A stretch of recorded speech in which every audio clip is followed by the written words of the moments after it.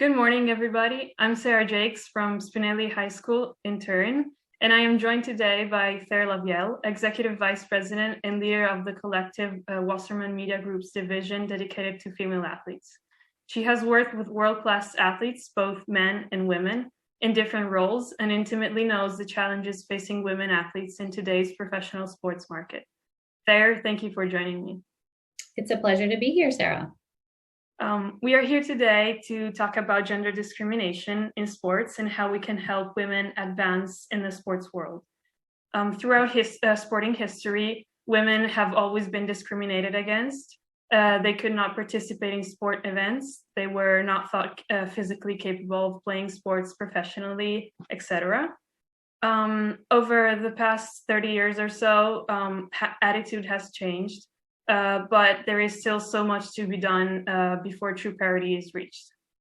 I would define gender equality as equal pay, equal airtime, equal opportunity, and equal recognition. Does that sound right to you? Yeah, the way that we look at it is really in similar buckets, which is awareness, which I would say is your equal airtime and recognition, pay equity, and access. So how are young girls to women getting the same and equal access to opportunities as men? Yeah. So in some sports, like for example, tennis, women and men are paid equally. However, in most sports, this is not the case. For example, in the US Open golf tournament, women are paid half than men. And in the world of major team sports, women are paid a small percentage of their male counterparts. In 2021, why does this still exist? Is it justified, and how can this be corrected? The questions that you're asking are so deep in society, and each society, Western versus Eastern, is very different in terms of how women are perceived. You referenced back in the day around women not really ever having had the opportunity to be seen as this gladiator, when in fact that's a recent evolution in kind of the history of the world. When the Industrial Revolution started to happen is really where women became or took on and were prescribed a role of secondary, and you must stay feminine, and you must stay, and here is what the guidelines of femininity are. And the men go off and work, and the women should, have children and sit around. Before that, in many, many, many societies, women were equally resilient and forceful and equal, and sometimes led their male counterparts. When it comes to sports and equal pay, the sports ecosystem is based on several things. It's based on media dollars. It's based on ticketing. So how many people are coming to watch? It's based on merchandise. Okay. And it's based on sponsorship. The challenge has been for women's sports that men's sports have always had the front foot. They've always been the leader. And so women, it's not that necessarily men and women aren't fans of women's sports. It's that they might not have had the same access to it, either through going to an event, watching it on television, buying into t-shirts, etc., or looking at how brands and properties can get involved in that sport. Does that make sense? Yes, totally. So that leads me to the marketing side of it. And so what are your thoughts about women's representation with major brands? There seems to be a large disparity in this area as well. What is behind this? It's, again, a complicated circle, but where we start is really with the consumer.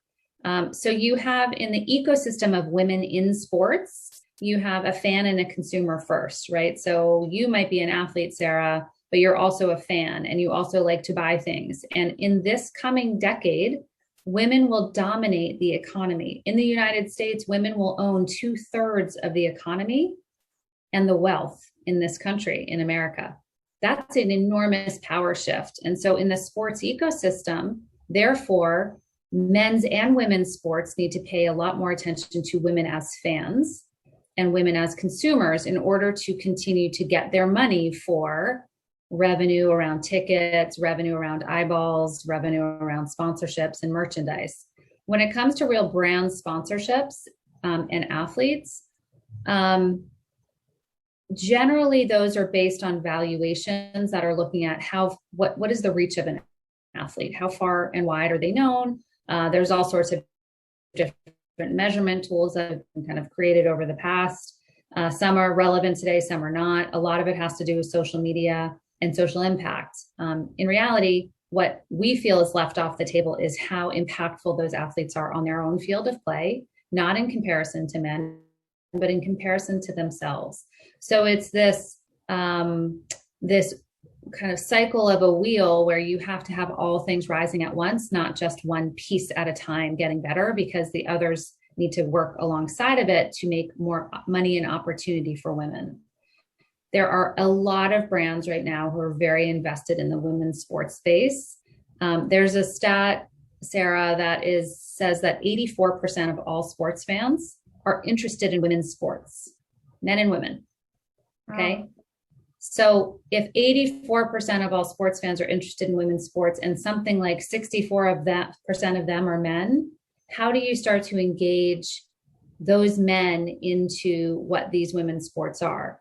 So we just did a huge deal with International Cricket Council for the Women's World Cup in Australia in 2019, where we took that stat and then analyzed and segmented the men's fan base of cricket, looked at how many of those are interested in women's cricket, and then went in and understood what are the behavioral mechanisms of those fans so we could create campaigns and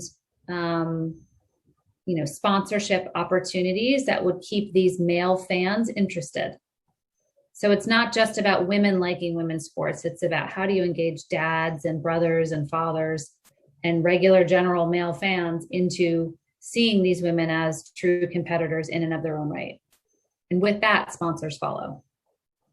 And so then what about the sexualization of women athletes in advertising? Does it feel like only if they present themselves in a more sexualized manner, their profile will be of more interest? Because while for men, what they want to field is enough.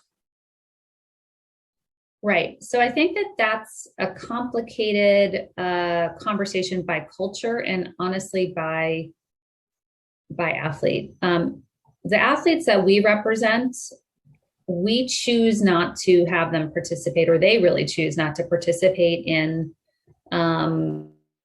manifestations of that. So, in the United States, there's something called the Sports Illustrated swimsuit issue. And it's models and, women wearing, athletes, et cetera, wearing bikinis. We have had a lot of athletes pose in that issue before in the past. What we've come to realize, though, is that it's pretty overt sexualization. So now all of a sudden you're seeing these athletes not for their skill on the field, but you are seeing them as models. Now, that might be the individual athlete's choice of that. I personally feel like it helps us take a couple steps backwards as society and not showing the respect that athlete truly deserves. Yeah. So in the last year, we have been at home due to the pandemic.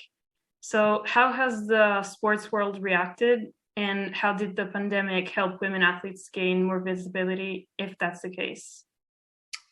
Oh, it's definitely the case. So here's what's super cool, is that when the pandemic started, there were a million reports. Women's sports is dead. Like nobody's going to watch it. It's going to lose every sport is going to lose their funding.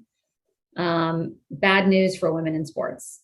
And what happened is actually quite the opposite, at least in America. What happened was all of a sudden women athletes in particular in women's sports who have been leading their whole lives, these women are not, they can't just sit back on a contract because they make a fraction of what the men make in their just day jobs. So they're used to either working a second job sometimes and or having to hustle even harder to be better for their sponsors. Okay, so they're continuing to make money. So these women have had to go the extra step for as long as they've ever remembered. They have to be upstanding citizens for as long as they remembered, because they have no room to go off the path and be silly in their decision making and have repercussions, because they stand to lose more and they stand to set the whole conversation back, right? Yeah. So in the pandemic, what was cool is that people thought it's dead, nobody's going to invest. What we actually saw was that FIFA recommitted their $1 billion to women's soccer.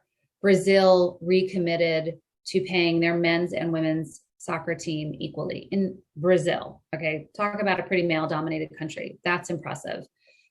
We saw Pepsi recommit dollars to really support women's sports. We saw the WNBA host the very first virtual draft. They led in all sorts of ways. We saw the National Women's Soccer League in the United States host the very first tournament in COVID restrictions. Like nobody had ever dared to do this, with multiple teams, et cetera, and they carried it off. So women have truly been leading through history and through the history of sports world, and they carried it all the way over into social justice. We had George Floyd here sparked an entire year of social justice protests around the world. That was really underscored by the 144 players in the WNBA who were in a bubble and all came together and all wore the same shirt every single day, protesting various aspects of racial injustice. You can't tell me that women didn't lead and come out ahead on the pandemic, through the pandemic. They really, really have been, we've been able to help carry this message and these voices forward even more. It's an exciting time to be a woman in sports. Yeah. So in 2019, the Women's World Cup was in France, yet many Europeans didn't even know. It is clear that women's sports don't get enough airtime. Why do you think that's the case? And is it a generalized problem? For example, does it happen in lesser sports as well as major sports? It is overall a generalized problem. Sorry. You have sports like tennis, where those broadcasters have an obligation and responsibility to tell their viewers about a variety of programming that's coming up. And tennis broadcasters have gotten better about underscoring the ability to see women's tennis alongside men's. And candidly, women's tennis is just as exciting as men's tennis. There has been, particularly in Europe, the sense that women's soccer is not as exciting as men's soccer. And so therefore, there has not been the same, obligation, I think, or onus of these broadcasters to really showcase the women as loudly as the men.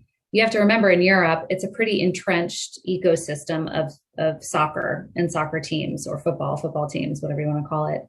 And so to host the women, well, actually, I think globally it did an enormous amount for the sport itself and for women, because there were 1 billion eyeballs over the course of the final. Just the final game had 1 billion eyeballs around the world.